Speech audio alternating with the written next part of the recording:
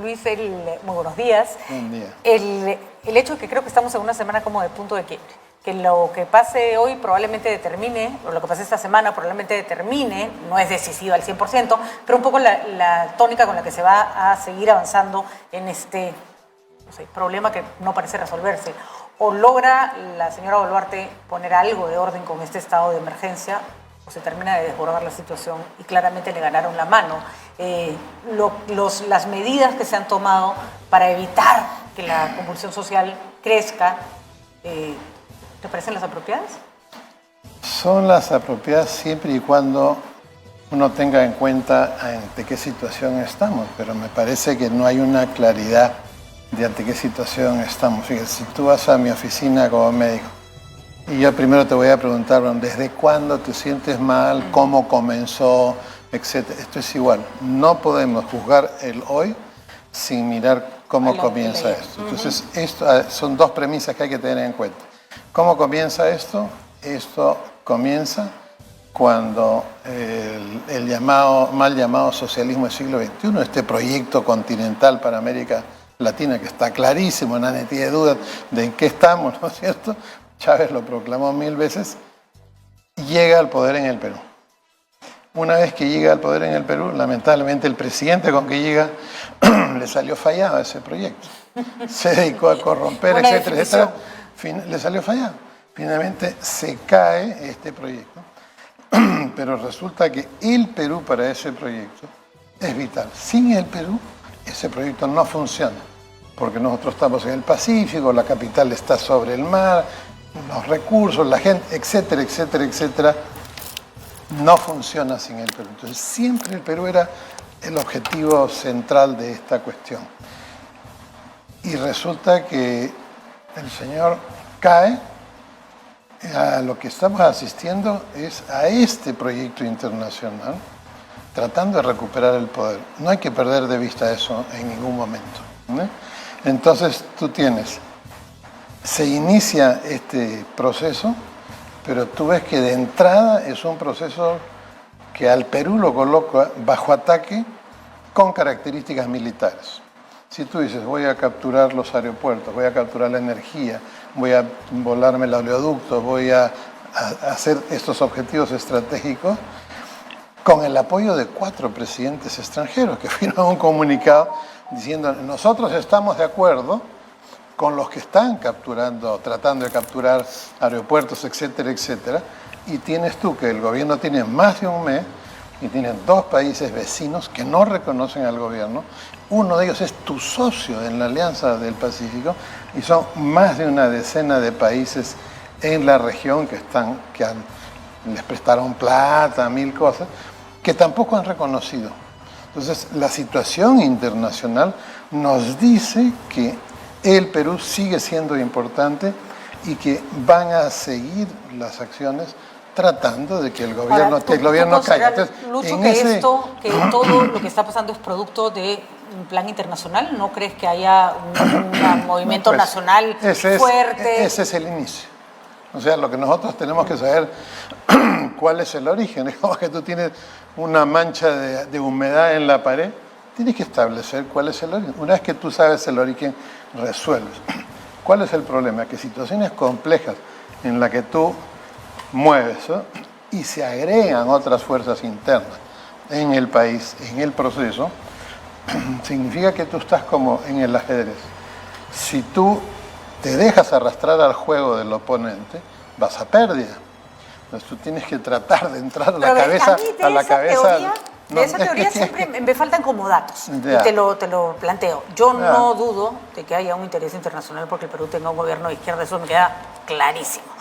Como que también lo puede haber porque hay un gobierno de derecha, porque también hay otra línea en Latinoamérica que busca eso, que son luchas que la diferencia es, y no estoy siendo ingenuo, me estoy haciendo preguntas, son luchas ideológicas que se van a dar, o esto viene acompañado de una militarización, porque si no estamos hablando de algo gravísimo, estamos hablando de injerencia en territorio nacional, de fuerzas extranjeras que ameritarían cierre de fronteras, ruptura casi declaratoria de guerra. Okay. Entonces, esos datos me faltan, ¿no? Los servicios de inteligencia de los dos lados, como tú señalas, se mueven en otros países Claro, ese es su trabajo. Ah, sí, claro, por supuesto. En otros Claro países. que sí.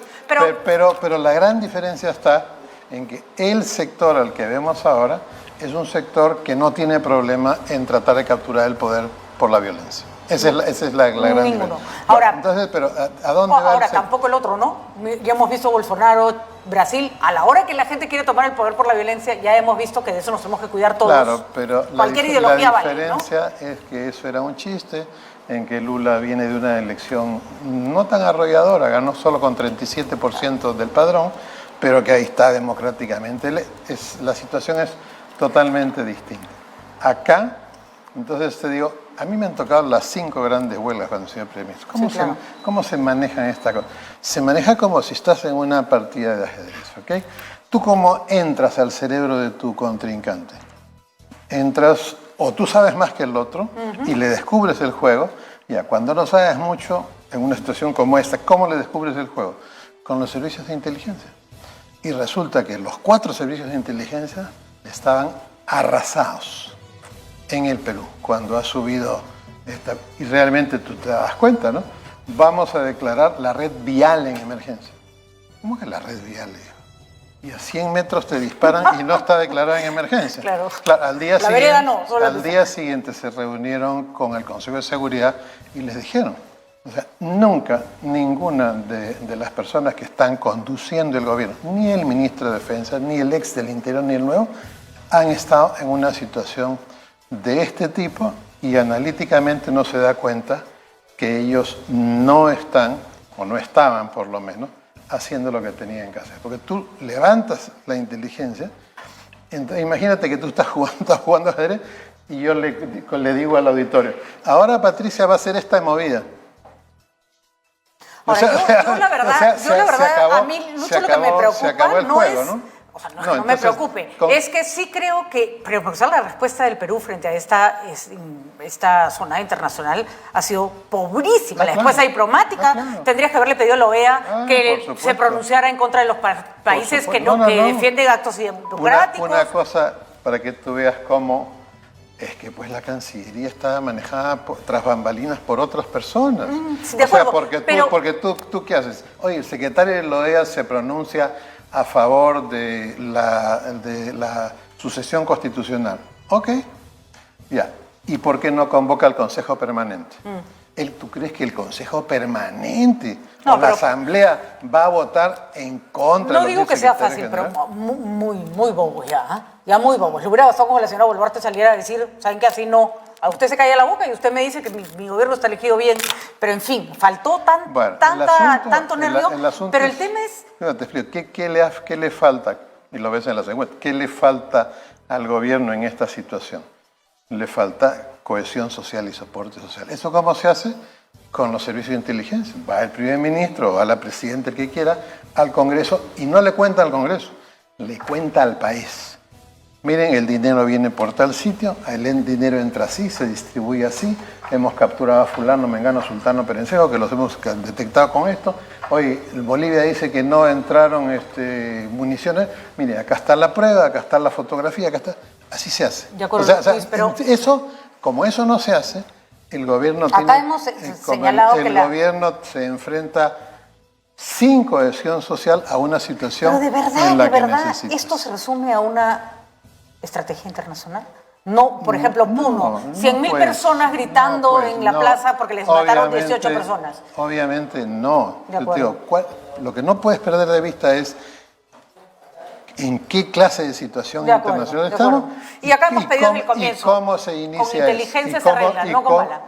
¿Y cómo se inicia eso? Entonces, está bien, lo que tú es una semana de quiebre, pero una semana de quiebre, si el gobierno va a mantener este silencio hacia adentro, este saber hacia adentro, y no toma las decisiones que tiene que tomar. Ahora, nosotros ya sabemos los errores garrafales. Uno, por ejemplo. Nombras primer ministro al ministro de Defensa que acaba de tener problemas, que acaban de haber muertos en el Perú.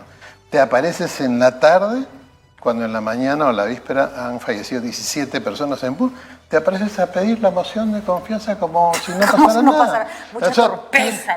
Mucha torpeza. Oye, tienes que simplemente dar de baja a los ministros comprometidos y de paso te barres medio gabinete y te presentas 24 horas después, Responsabilidades 48 horas políticas, después, no, pero como sabes que tienes los votos, entonces tú te mandas ahí y políticamente es una burrada. No, sube. ¿Cómo puede pensar alguien que un presidente transitorio va a ser transitorio 20 meses? ¿Te das cuenta? Y además anunciando políticas que me parece muy bien que quieran trabajar, pero no puedes anunciar políticas como si te fueras a quedar 10 años, porque generas el mensaje contrario, ¿no? 20 meses. Mira, yo estuve en el Congreso cuando se juramentó Paniagua. A los 9 meses fueron las elecciones, porque además te explico o le cuento a la audiencia cómo se hace. Oye, yo necesito políticamente que las elecciones sean tal día. Hoy el presidente del jurado dice que la ley la cambiamos. Entonces tú haces una reforma en la Constitución que dice disposición transitoria única. La ley tal, el artículo tal. Todo esto por esta vez no se aplica. Y Ahora, vamos a aplicar esto. Y tú haces la elección no cuando te dice la norma. O sea, ¿qué clase de abogado tenemos en el gabinete que piensa que la norma define la realidad? Cuando la realidad es que la que obliga a cambiar las normas. Entonces, me quedo sin tiempo para entrevistar a Richard Arce, así que tenemos que ir cortando, Lucho, pero una respuesta cortita. ¿Crees que las medidas que se han tomado, las últimas, empiecen a dar, no los resultados esperados, va a ser difícil que se resuelva rápido, pero mejores resultados? No, porque esto es como un bizcocho. Si le metes 4 ingredientes y te falta uno, te sale una porquería.